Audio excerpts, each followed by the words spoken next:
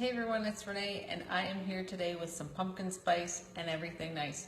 Now, a couple weeks ago I was Toss It Out Tuesday and I chose to toss out this pumpkin syrup that I didn't use. It was actually kind of gross. It was like neon orange, which is not an actual pumpkin color. And it was filled with all sorts of sucralose and eights and sugar substitutes that I couldn't pronounce, so I threw it away.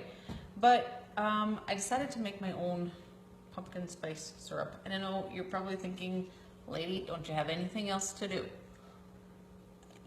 Yeah, I might have several hundred loads of laundry to do, but hear me out.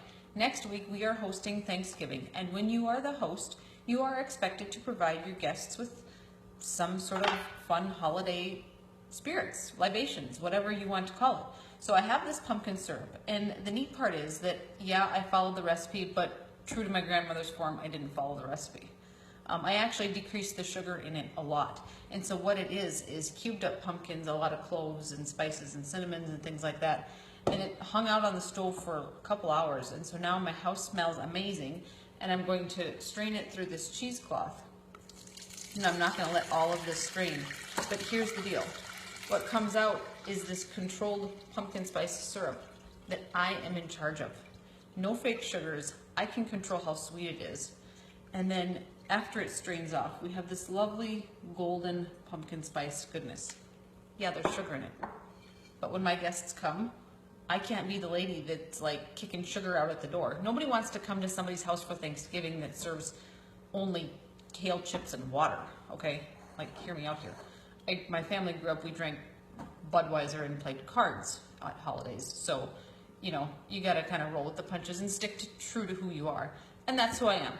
So, I have this pumpkin spice syrup, and we can put it with some coffee. That would be fun.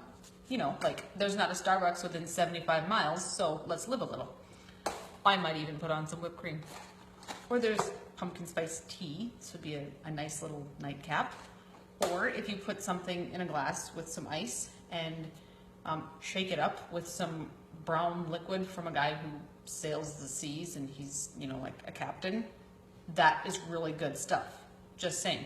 So if you need to play some cards and host some people this weekend, next weekend, I just wanted to give you a heads up on something that's really fun and customizable for the adults and kids. And yeah, if you have some pumpkins around. But just heads up, when you go buy that pumpkin spice syrup, if you do, check the back of the label. Like, seriously, if you can't pronounce it, maybe you don't need it. And maybe that's where you make your own. That's a little bit of my grandma in me. I'm a little bit stubborn that way, all right? So if you want the recipe for this, you can comment below. Maybe I'll put it in my newsletter. I haven't typed it out yet, but trying to keep it simple, keeping it fun, and keep it real. So check me out on Fit and Faithful with Renee. Thanks.